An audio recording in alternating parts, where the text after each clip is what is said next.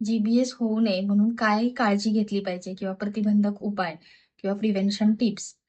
तर सर्वात पहिलं संसर्ग होऊ नये कोणताही. त्यामुळे स्वच्छता राखा, हायजीन मेंटेन करा. जी-बी-एसचं कारण अजून समजलेलं नाहीये, तरी पण लूज मोशन्स किंवा नॉशिया, व्हॉमिटिंग या त्रासानंतर किंवा एखाद्या व्हायरल इन्फेक्शन नंतर हा त्रास दिसून येतोय.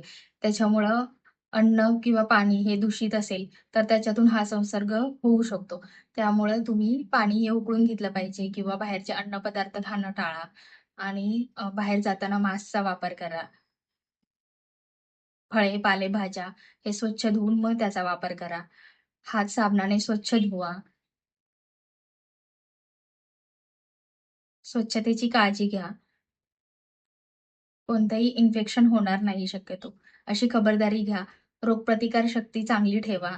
यासाठी संतुलित आहार, व्यायाम, योगा या गोष्टी करा आणि कोणताही त्रास असेल तर वेळच्या वेळी डॉक्टरांचा सल्ला घ्या.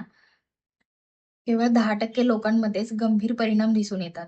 लवकर उपचार सुरू केले तर पूर्णपणे रिकव्हरी होण्याचे चान्सेस हे जास्त असतात.